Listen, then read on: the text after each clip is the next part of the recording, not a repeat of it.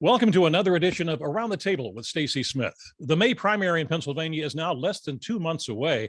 A lot of the focus has been on the Republican primary, the Senate race, because of TV ads that have been running for some candidates for a couple of months now. Now, 2 of the Democratic candidates have hit the airwaves, and it appears that one candidate could be, and I say could be, in trouble. So let us talk about that. And we are going to talk about that, the Senate race, the governor's race, and also perhaps the idea of suspending the gasoline tax here in Pennsylvania. Is that really a good idea? So here's my panel of political analysts, and they are former governor of Pennsylvania, a Republican, Tom Corbett. Mr. Corbett served as state attorney general and also the U.S. attorney for the Western District of Pennsylvania. Mr. Corbett now teaches law at Duquesne University and also practices law in the city. Also practicing law in the city is Jim Byrne. Jim is the former state Democratic Party chairman for the state of Pennsylvania. Jim also served as county council president in Allegheny Council and also a longtime mayor of Millvale. And also around the table, we find Keith Schmidt. Now, Keith's background goes all the way back to the Reagan presidency. He was also the state director for former Republican Senator Rick Santorum, and he was also a consultant to Santorum's presidential campaign in 2012. Keith has his own consulting firm. One of our regular panelists, Joe Misty, could not be with us. So Jim Byrne, we're going to have you try to fend off 2 Republicans. I hope you feel you can do that. All right. Oh, they're very formidable Republicans. So, he'll do just fine. Yeah. Well, let's start with the Senate race. A recent article in Politico indicated that Congressman Connor Lamb from Western Pennsylvania, here in the Pittsburgh area, could be in trouble in his bid for the Democratic nomination. I'm going to quote from that article, just a couple of lines. And this is from Politico this week. A super PAC backing Pennsylvania Senate candidate Connor Lamb is warning prospective donors that he is trailing frontrunner John Fetterman by 30 percentage points in the Democratic primary, and that the public's perception of his opponent's ideology must change for Lamb to have a shot. And I continue to quote, primary voters don't see Fetterman as the liberal that he is, reads the memo circulated by the pro-Lamb group Penn Progress, which is obtained by Politico. For Connor Lamb to have a path in the primary, this dynamic needs to change. Jim Byrne, I'm going to start with you. As I said, your first reaction to that. I didn't think, well, first of all, you have to assume the veracity of it because it's coming from a PAC or an organization that supports or is favorable to Connor Lamb. So, the validity of those numbers, I don't think is in dispute. I'm surprised by that wide of a margin. Some of the polling that we've discussed on this show that has been out there would suggest that Connor Lamb was much closer. That does not appear to be the case. However, the support for Mr. Fetterman, by all accounts, continues to remain quote unquote soft support. People leaning towards him, moving towards him, but not completely sold, not completely locked in. The path for Mr. Lamb is much more narrow than we may have been led to believe. Voters are beginning, as we're getting into the mail-in ballot season now. They need, if Connor Lamb wants a shot at this, they're going to need to, as it looks, have to go negative on the front runner, Lieutenant Governor Fetterman. And how would they do that? It looks as if he is labeled as more of a progressive, more on the extreme left of our party, that could put a damper on his front runner status, enable Connor Lamb, a former federal prosecutor and a former Marine, to talk more about his moderate qualifications, his more middle of the road qualifications, which would be a better translator for the Western Democratic voters. So the short answer is Connor Lamb is probably going to have to go negative, and I think that article alludes to that.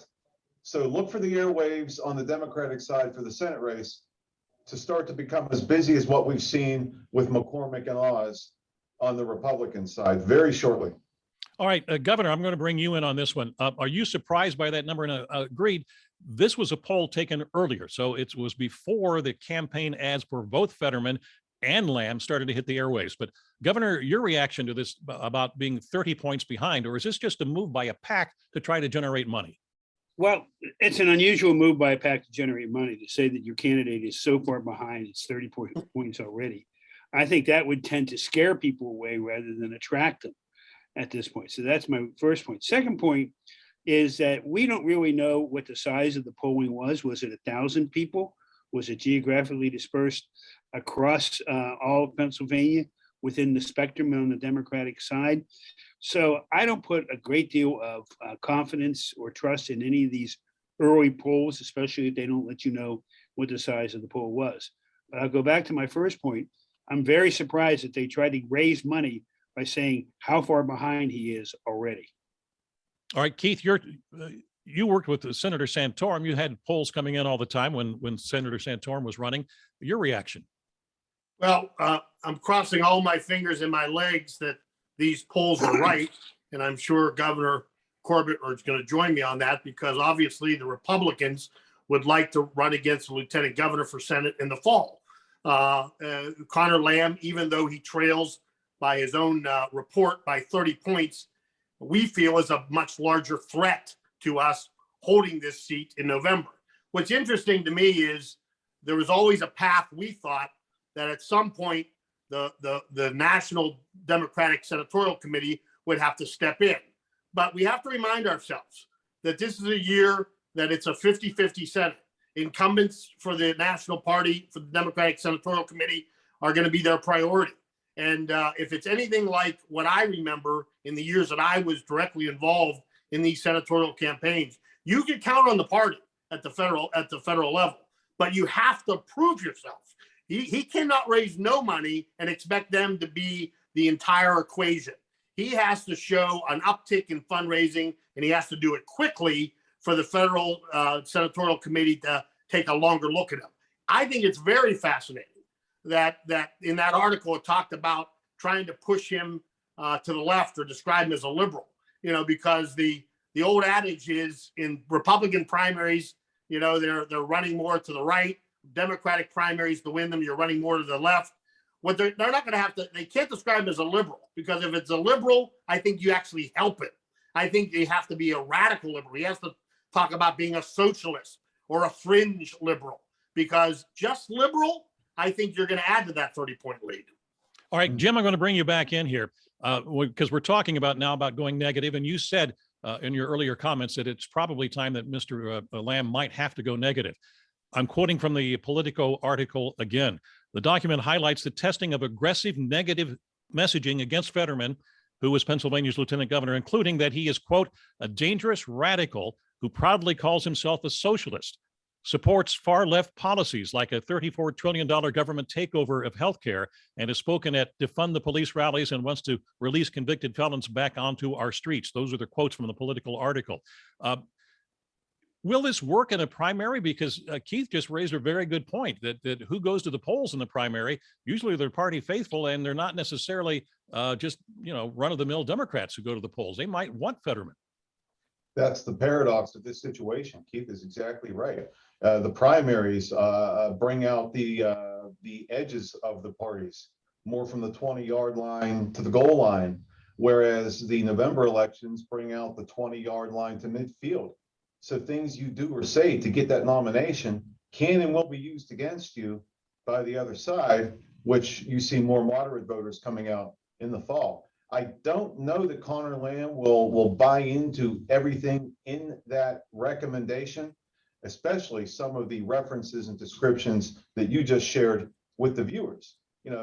Keith and the governor and I have all preached this at various points of our political careers, that you do not want to say or do anything that can and will be used against you by your opponent in the fall. And some of those statements that are suggested in that article by that PAC can and will be used if Connor Lamb uses them and Fetterman wins. They will be used. Connor Lamb's own words or his campaign will be used against John Fetterman by the Republicans, which would be very damning in a cycle where the Democrats cannot afford to make any major mistakes, if any mistakes at all. Well, let me go back to this part. If you were state Democratic Party chairman right now, and you would basically had your support for Connor Lamb, what would you advise him to do? You said go negative. So if he can't go after Fetterman that way, how does he go negative on Fetterman? Well, it's the PAC, and I'm saying that the unfortunate reality of Connor's situation is to catch up to him. And you know, there has to be some veracity to that poll. But again, we've seen polling go wrong before. You're going to have to do something to remind voters of where he stands on certain things. You're going to have to find a way to do it without having your words be used against you. Very difficult path. I, for one, as a chairman, never advised anybody. What I'm saying here is it looks like an unfortunate inevitability for him, but I've never advised anybody in my career, in office or out, to attack another Democrat, because it will hurt you eventually. It'll come back to bite you. He's going to have to find a way to constructively criticize some of John Fetterman's positions on issues, and then respectfully explain to the Pennsylvania voter why these things will not help us to win in the fall. In other words, we as Democratic voters in Pennsylvania need to think like coaches. And as much as we may like and respect John and some of the things he stands for, the reality of our situation as a party is that these things will not be effective for him to help us win that seat. So we must think like coaches and put the most pragmatic electable candidate on the field. That's the message he needs to formulate and get out there if he wants to win this. Governor, will that The message? problem is the time's Oh, running out, Stacy. I mean, we got a situation where we're at March 23rd. We're 5 days away, probably, I think, from the 50-day mark where people could start mailing in ballots. So at that point, everything changes. Years ago, when I was more involved, the governor was more involved, and Jim was more involved. You looked at pretty much the last 30 days, and a lot of times the last 2 weeks. That's changed completely in recent years. You have to be viable in that 50-day window. And the fact that you're telling me a Politico article has him 30 points behind within less than a week away from that 50-day mark, I think you're going to be dangerously close to the federal Democratic Senatorial Committee not playing in Pennsylvania. Governor. Well, and I look at it from this standpoint, we're looking at all these ads. I watch them all. I have not seen any positive that Mr. Lamb has put out there, Congressman Lamb has put out there. Why should you vote for him? I've seen Fetterman put some out there. I don't necessarily agree with the reasons, but he's put some out. And I even though people say they don't like negative ads, we all know that negative ads work. Otherwise, you wouldn't see them out there. But he hasn't given people a reason other than what is his own base to come out there and say, well, I'm going to vote for him. And more importantly, I'm going to contribute to him. I think it's poor judgment to say he's 30 points behind. We need to raise money for him. Again, we should note that poll was taken in early February, but Governor, you do raise a really good point that this PAC that supports Connor Lamb would use that poll that was it's a month and a half old, and to try to generate money and support for their candidate. I'm going to throw this one out, and I don't know if it has any bearing whatsoever. There is another viable candidate on the Democratic side, Malcolm Kenyatta, a state representative, I believe, from Philadelphia. Is there a danger for Fetterman that he could take some of the liberal votes away from Fetterman in the East? Oh, absolutely. Absolutely. And when you watch some of the debates that they've had so far, and there was one recently here in Pittsburgh, and he's getting very, very high marks. Mr. Kenyatta, very high marks. He's very articulate, very talented. He has a lot of energy around him and a lot of support out in that Southeast corridor. And then the three of us here who have done the statewide tour know that a lot, it's a lot of geography is a major factor here. There will be a lot of gravitation towards him in Philadelphia. Philly loves to vote Philly, and Philly loves to pull those collar counties: Delaware, Bucks, Cumberland, Lehigh, Montgo, the 5 collar counties. They love to pull in votes around them. So yes, look for him to start to do a big push out there. That will be a drag more on Mr. Fetterman, which, in addition to what I think will be negative campaigning by the super PAC, giving Connor Lamb plausible deniability of the attack itself. You'll see that coming from the super PAC, and then Mr. Kenyatta's own genuine intent to win will pull votes away from John. So yes, that will also contribute to a closing of that gap as we get closer to mail-in and closer to primary Tuesday. Yeah, I agree with Jim. I think especially when there's no real superstars in this race, there isn't a huge constituency, whether for Connor Lamb or Fetterman. They have not been in politics for years and years and have a strong, that there's an established feeling among Democratic primary voters for either one of them necessarily. So when you get to two people from the West running against somebody who's going to have Philadelphia under their name, I agree with Jim 100% that Philadelphia especially likes to vote for Philadelphia. They consider Pittsburghers part of the Midwest. They're not part of the Eastern Sideboard, and they don't philosophically believe the same way they believe in things. And quite frankly, you've just described, Stacy, the last pass for Connor Lamb is the fact that if Malcolm could take a substantial vote just by geography, it certainly makes the race between the other two much more competitive on May 17th. Let's not forget, very quick, let's not forget the criticism Mr. Fetterman has received from the Southeast, in Philadelphia particularly, for missing debates, missing a breakfast for the clergy, and missing a labor event, I believe. I'm qualifying that, but definitely missing a clergy event, and this label of not wanting to show up for these events and network in the Southeast. That's going to be a factor which will also help Mr. Kenyatta take votes away from him. Governor, I can't emphasize enough what Jim just said about not going to the clergy event in Philadelphia. Even as a Republican candidate, if they wanted us to come there, we were there because they really do control, maybe even better than the Democratic Party does. They control a lot of the votes in the city of Philadelphia. All right. Certain people you need to see out in Philadelphia, and the governor's right. Shame on you if you miss meeting with the clergy and their constituents. Well, we've been talking about the Democratic primary. There's also a Republican primary, and we've talked about this one before. The latest polls from Real Clear Politics, the average has Mr. McCormick ahead by 1.7 points. Now, that's kind of debatable because that also includes one poll in early February that had Dr. Oz up by 11. So the last three polls show McCormick up and increasing his lead with each poll, up 2, up 6, and then the latest poll in early March, he was up 9. Gentlemen, your reaction is this Mr. McCormick's now to lose? I think each one of them, they have to win it. It's nobody's to lose at the moment. I think it looks like it's theirs to lose because of all the money that they have put into it and invested in it at this time. But I think it's still a toss-up. Dr. Oz has somewhat of an advantage because he was on TV for so long. He has an ingrained group of people, not necessarily Republican, but that know him the minute they see him. And it doesn't mean they're going to vote for him, but it is somewhat of an advantage.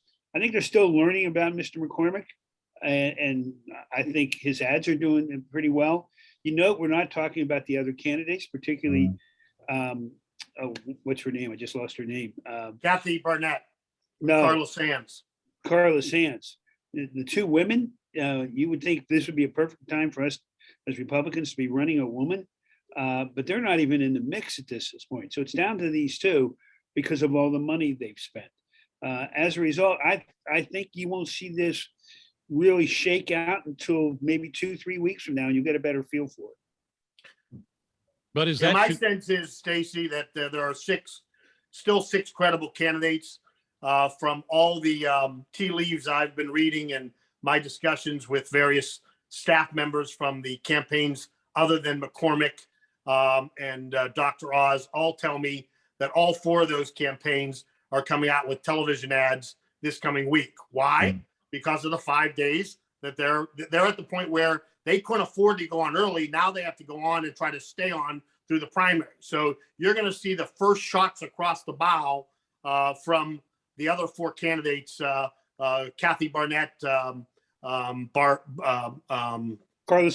Sands, George Paquetto, and then Jeff Bartos. All 4 of those have scheduled pretty major TV buys in the next week. The other thing we have to look at is the polls that I've been tracking.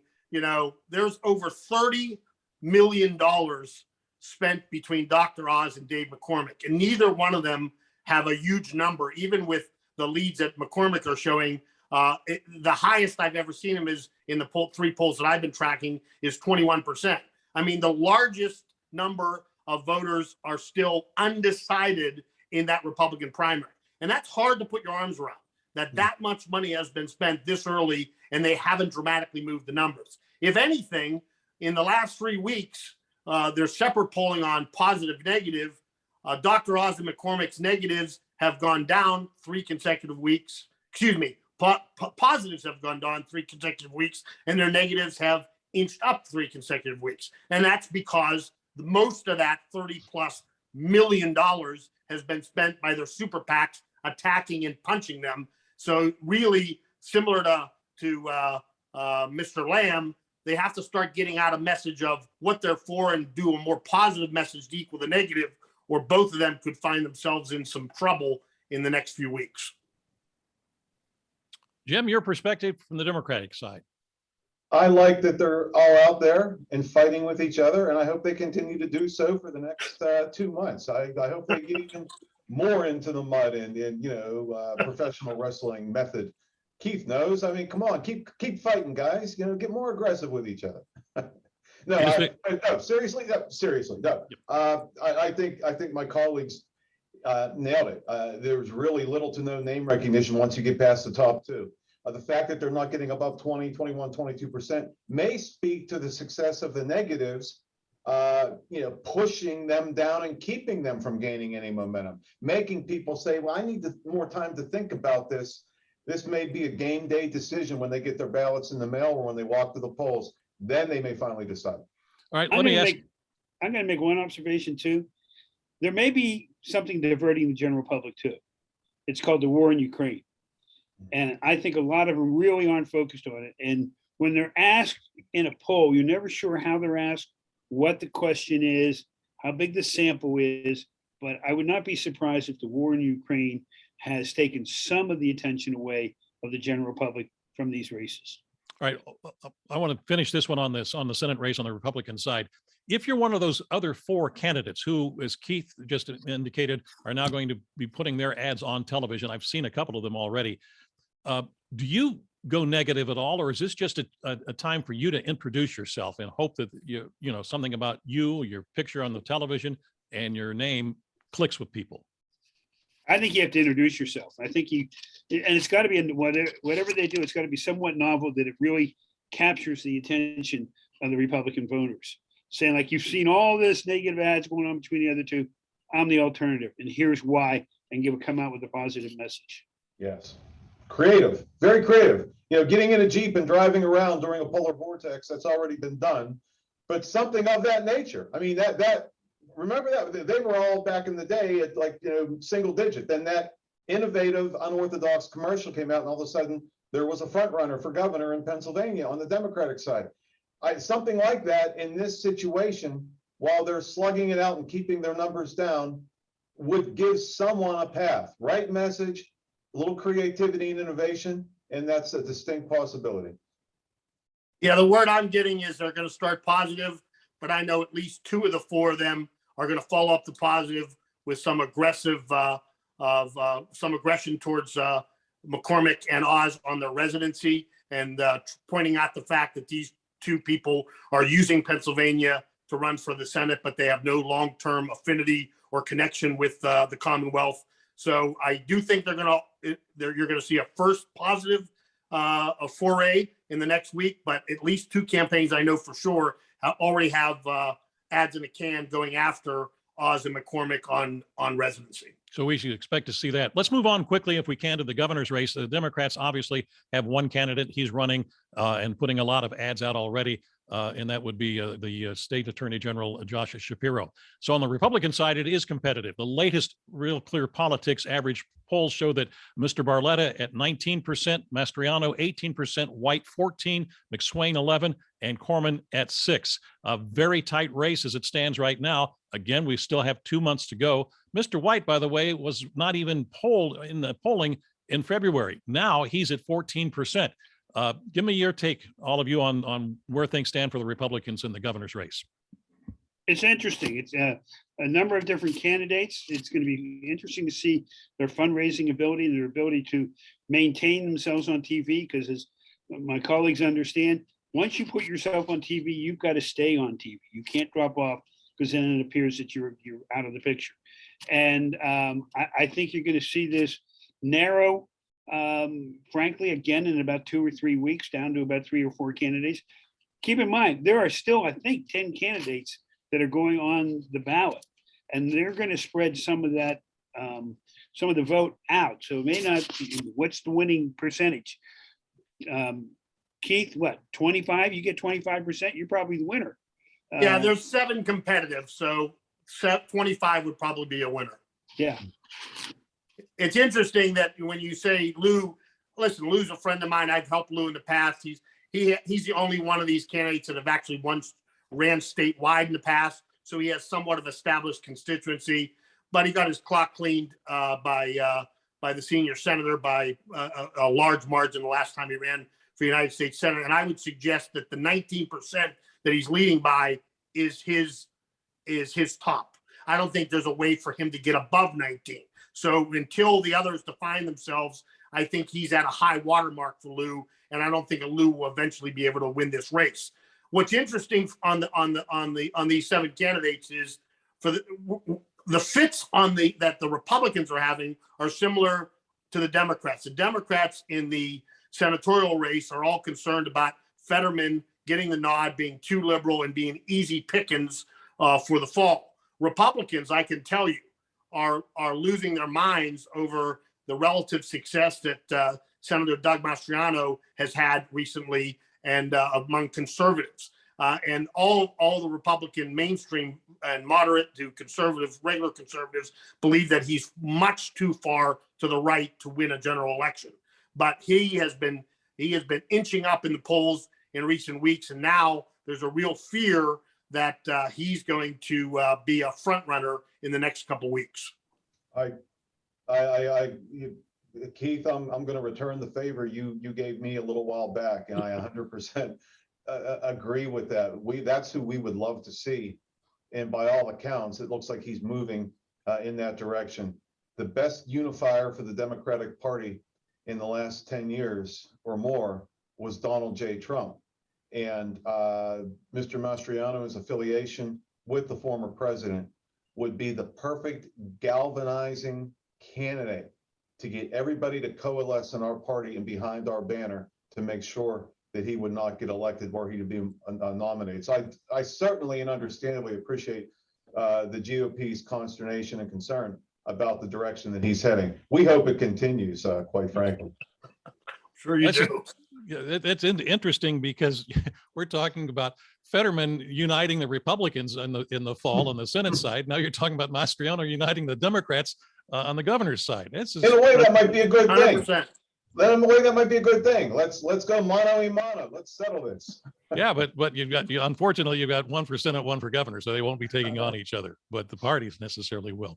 I wanted to get into the gas tax, but unfortunately we only have about a minute or so to go, so I'm not going to do that, Governor. I promise you we will do that the next time we come up, because one of the candidates, Jake Corman, is advocating that Pennsylvania suspend its gas tax at least for a little while.